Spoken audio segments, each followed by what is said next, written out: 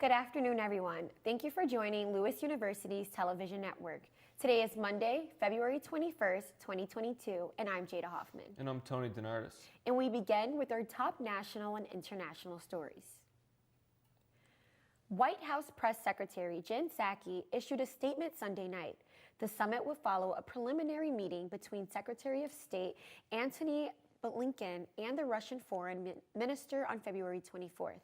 The White House press secretary said President Biden is always ready for diplomacy, but warned the Biden administration is ready to impose swift and severe consequences should Russia choose war instead. New leases and permits for federal oil and gas drilling. This move comes after a district judge in Louisiana issued an injunction that prevents the administration from using the social cost of carbon in decisions based on oil and gas drilling on public land. In the appeal filed over the weekend, the Biden administration says the judge's injunction resulted in a halt on all projects where social cost of carbon data is being used. The social cost of carbon is a metric which puts a dollar sign on each ton of carbon dioxide emitted to value its impact on disasters like wildfires and hurricanes. The administration also requested a stay pending appeal, saying the ruling is too broad. 2 adults are dead and 2 children injured after a crash on Interstate 10 in Phoenix early Sunday. Troopers received a report of a crash with serious injuries. When troopers arrived, they found 2 adults and 2 children inside the crashed vehicle, where both adults were killed. A 2-year-old boy and 4-year-old girl were also inside the vehicle. They were taken to a hospital in critical condition. A preliminary investigation leads investigators to believe that the vehicle was racing just another car just before the crash happened. The other car involved did not come into physical contact with the crashed car, but may have played a role. Troopers are still investigating to learn more. Northeast Argentina has been declared an ecological and environmental disaster zone due to the damage caused by forest fires. A CNN team traveled to the area where more than 700,000 acres had been razed.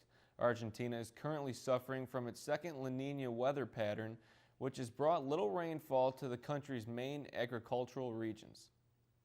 In Hong Kong, the Kai Tak cruise terminal is being turned into an isolation site and COVID-19 treatment facility to provide about 1,000 beds as the local government is ramping up testing, trying to contain the spread of the region's 5th wave of the virus.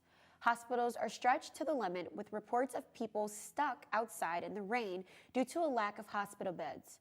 More than 100 healthcare workers from the mainland China were brought in to help treat severe cases and manage new patients before the region's hospital system is overwhelmed. Coming up next, we have your local news. Stay with us.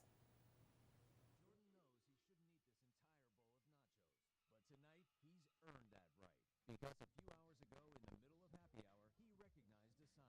Not from the gods or a bolt of lightning, but from a double heart, a kissy face, and a fourth ha in ha ha ha. That's when Jordan knew he was buzzed. So when it was time to go, he got a ride home instead of driving. Be a legend like Jordan. Recognize your buzz warning signs and get a ride home. Buzz driving is drunk driving.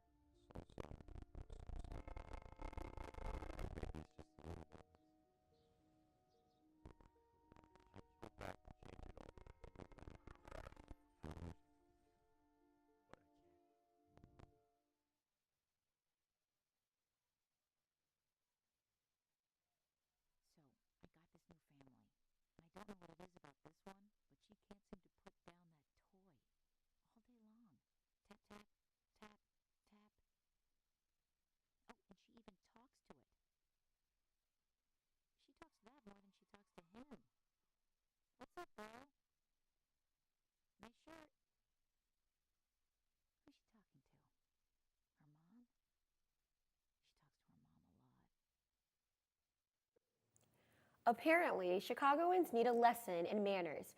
Chicago currently ranks 10th on Uber's list for worst passengers in the United States. Uber drivers contribute to these rankings, ranking their average riding ratings. At the top of the list is New York City, Seattle, and Washington, D.C. The cities ranking with the nicest customers: San Antonio, St. Louis, and Nashville. Chicago brewery was destroyed by a fire early this morning. Officials believe it had started in an apartment building nearby. The Twisted Hippo partially collapsed due to the fire, which started about 3:30 a.m. in Albany Park. According to police, one man was taken to a hospital suffering from possible smoke inhalation. The city of Chicago has scrapped the effort of the owners of a metal scrapyard, the Reserve Management Group, to relocate from the upper-class north side to the southeast side of Chicago. This is due to the pressure of community organizers, activists, the Biden administration, and protests. The city sided with the activists and protesters when tests showed that RMG would only be adding to an area already flooded with industrial pollution. The permit's denial is at least the second time an intervention by the Biden administration has had a direct impact on shutting down a polluting industry. Shortly after his inauguration, President Biden launched an unprecedented bid to alleviate pollution in disadvantaged communities. A mother turned in her own son after he robbed a Metro train conductor at gunpoint. The suspect has been identified as a Loyola University student, Zion Broen.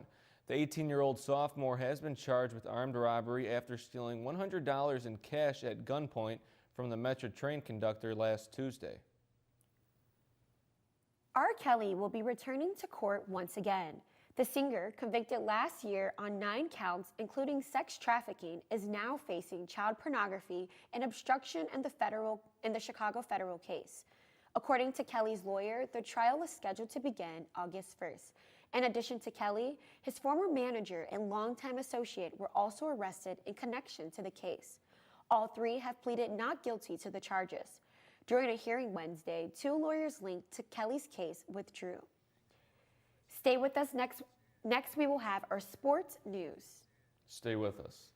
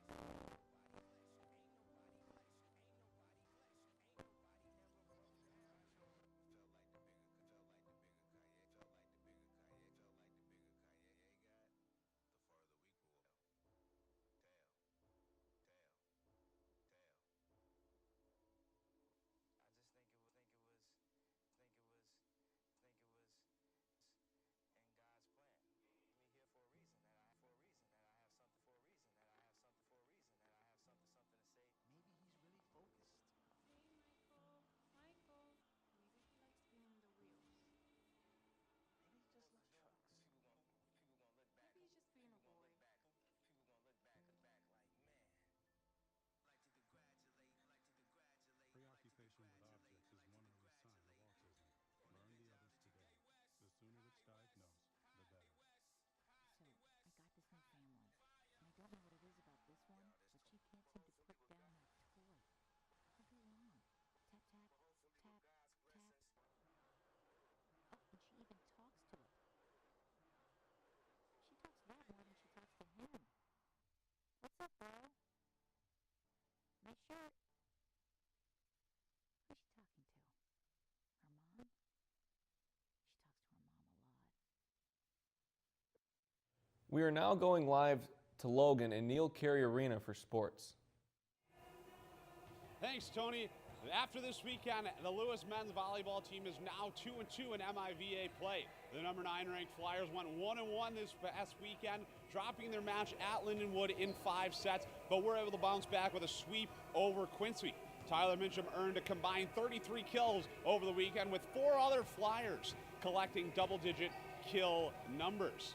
The Flyers women's basketball team continued their red-hot play as of late, picking up huge wins over the weekend against number 4 ranked Drury and Southwestern Baptist last week.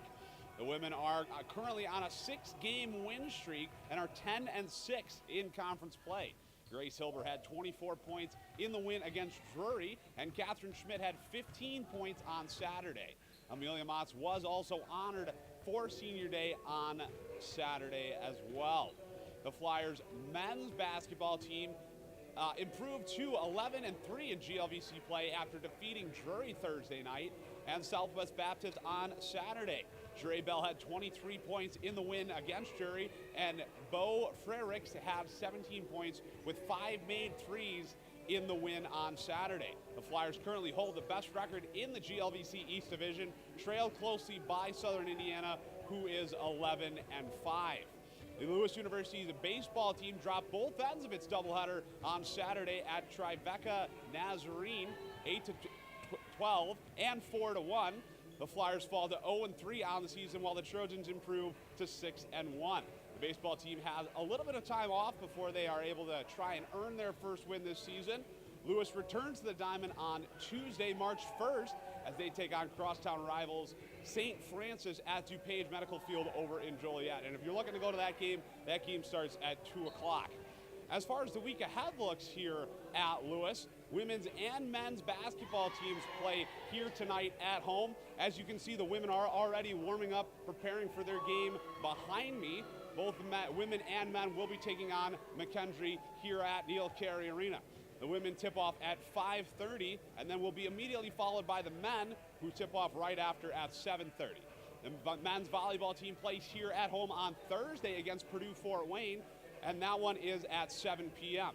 Then everyone goes on the road for the weekend, so it will be kind of a quiet weekend here on campus in terms of Lewis sports. That will do it for sports here on LUTN. I'm Logan Kapp, and back to you now, Tony, at the desk. Thank you, Logan. That was your sports update. We will have your entertainment news next. Stay with us.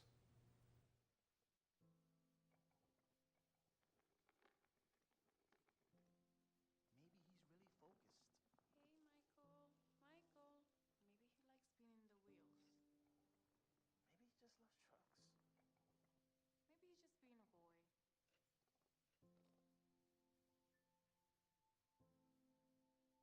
Preoccupation with objects is one early sign of autism. Learn the others today. The sooner it's diagnosed, the better. So, I got this new family, and I don't know what it is about this one, but she can't seem to put down that toy all day long. Tap, tap, tap, tap. Oh, and she even talks to it. She talks to that more than she talks to him. What's up, bro? Nice shirt. Who's she talking to? Her mom? She talks to her mom a lot. Justin Bieber was forced to postpone a show in Las Vegas Sunday night because he has a mild case of COVID-19. His Justice World Tour kicked off Friday in San Diego, but his second show on the 52-stop tour in Vegas is off for now. Originally scheduled to begin in March of 2020, the tour had already been postponed for nearly 2 years due to the pandemic. The 27-year-old pop star's website shows him planning to perform in 20 different countries in the next 13 months. Bieber's team plans to reschedule his canceled Las Vegas show for June 28th. Fenty Beauty is expanding. The 33-year-old singer Rihanna announced that her Fenty Beauty line will be available in Ulta Beauty stores next month via her Instagram. That's right, I can finally confirm that Fenty Beauty is officially joining that Ulta Beauty fam, March 6th, she said on her Instagram caption. Currently, Fenty Beauty users are only able to use Fenty in Sephora stores. This is just another expansion for the singer's Fenty empire. The 30-year-old star of Big Little Lies, Shailene Woodley, and the 38-year-old Green Bay Packers quarterback Aaron Rodgers had been together for 2 years, but sources say they spent very little time together during the pro football season. Woodley has said she is not a sports fan, and Rodgers was very focused on being the league's 2021 MVP.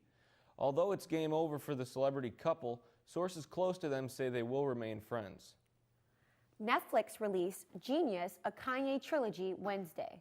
The three-part docuseries chronicles rapper Kanye West's rise to fame. It's told through the eyes of Clarence Cootie Simmons, who discovered West in 1998. The series starts with West working to make a name for himself. It follows him through his solo career launch. The series doesn't include Kanye's relationship with Kim Kardashian, but his late mother, Donda West, is featured. Rockman Dunbar filed a lawsuit in a California federal court against 20 Television and its parent company, Disney. He is accusing his former bosses of racial discrimination and says they denied his request for medical and religious exemptions from their mandate because of his race. Dunbar starred on the Fox drama 911 for 5 seasons before he was written out of the series in November. The suit is asking for $1.3 million, which Dunbar says he is owed under the terms of his contract. That's it for today's news. Thank you for watching. As a reminder, you can always keep up with Lewis News on Facebook, Twitter, Instagram, and by visiting our YouTube channel. I'm Tony DeNardis. And I'm Jada Hoffman. Have a great night.